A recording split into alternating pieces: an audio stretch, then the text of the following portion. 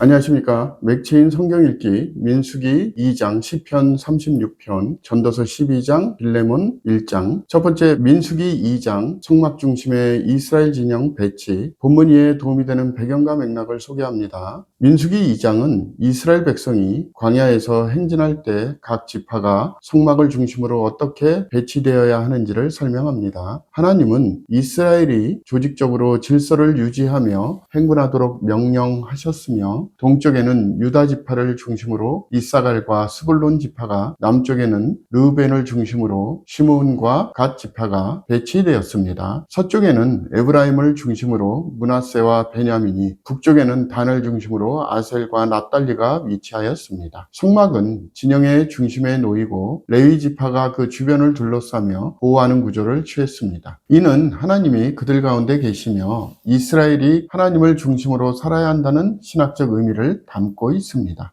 본문의 중요 구절을 소개합니다. 민수기 2장 33절, 34절. 레위인은 이스라엘 자손과 함께 계수되지 아니하였으니 여호와께서 모세에게 명령하심과 같았느니라. 이스라엘 자손이 여호와께서 모세에게 명하신 대로 다 준행하여 각기 종족과 조상의 가문에 따르며 자기들의 길을 따라 진치기도 하며 행진하기도 하였더라.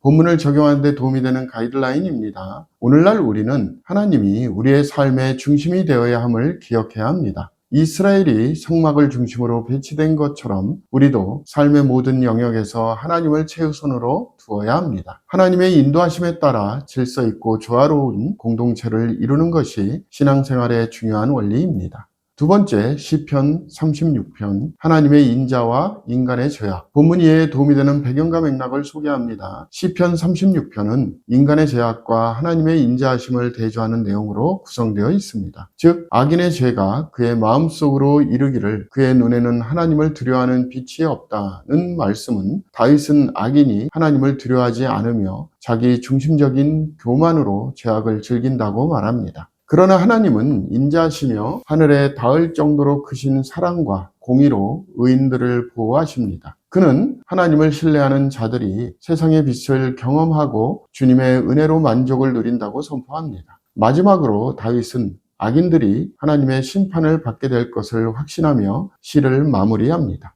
본문의 중요 구절을 소개합니다. 시편 36편 5절 6절. 여호와여, 주의 인자하심이 하늘에 있고 주의 진실하심이 공중에 사무쳤으며 주의 의는 하나님의 산들과 같고 주의 심판은 큰 바다와 같으니이다. 여호와여, 주는 사람과 짐승을 구하여 주시나이다.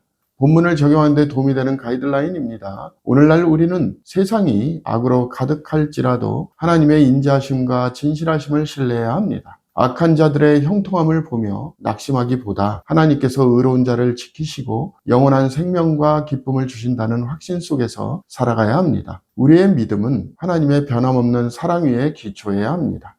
세 번째, 전도서 12장, 인생의 결론, 하나님을 경외하라. 본문 이해에 도움이 되는 배경과 맥락을 소개합니다. 전도서 12장은 솔로몬이 인생의 마지막 결론을 내리는 장으로, 너는 청년의 때에 너희 창조주를 기억하라며 젊을 때부터 창조주를 기억하라고 강조합니다. 그는 인생이 노쇠함과 함께 점점 쇠퇴하며 결국 모든 인간은 흙으로 돌아가고 영은 하나님께로 돌아간다고 말합니다. 솔로몬은 수많은 지혜와 경험을 쌓았지만 결국 가장 중요한 것은 하나님을 경외하며 그분의 명령을 지키는 것이라고 선언합니다. 이는 인생의 목적과 의미가 하나님께 순종하는 삶 속에서 발견된다는 메시지를 전합니다.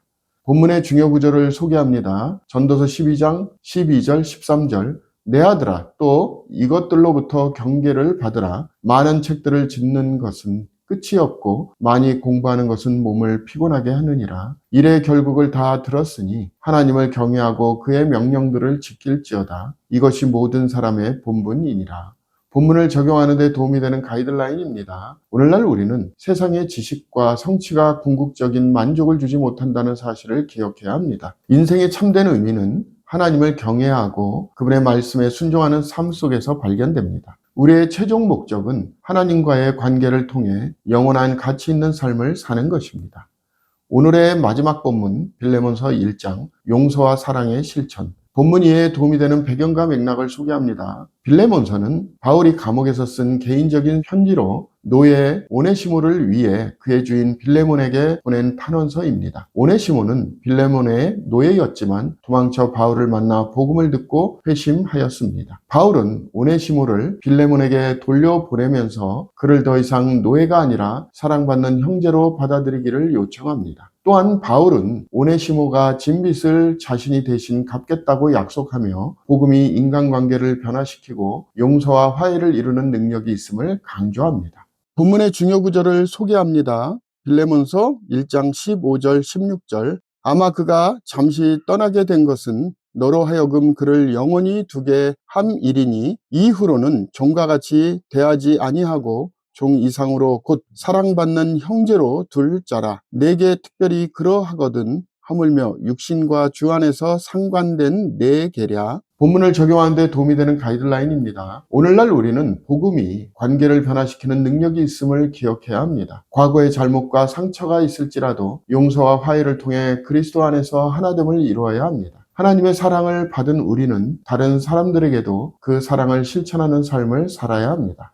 오늘 본문에 빌레몬서가 시작되므로 빌레몬서가 쓰여진 목적을 소개합니다. 빌레몬서는 복음이 사회적 관계를 변화시키는 능력이 있음을 강조하는 책입니다. 바울은 도망친 노예 오네시모가 단순한 종이 아니라 형제로 받아들여져야 한다고 권면하며 그리스도 안에서 모든 성도가 하나라는 신학적 메시지를 전합니다. 이는 초대교회의 사랑과 용서의 본보기가 되며 복음이 노예 제도를 포함한 인간관계를 근본적으로 변화시킬 수 있음을 보여줍니다. 또한 바울은 복음이 단순한 이론이 아니라 실제 삶 속에서 실천되어야 함을 강조하며 그리스도인의 용서와 중보의 본을 보이고 있습니다. 빌레몬서의 목적은 교회 공동체 안에서 사랑과 화해가 실현되어야 함을 보여주며 모든 관계 속에서 그리스도의 사랑이 실천되어야 한다는 원리를 제시합니다.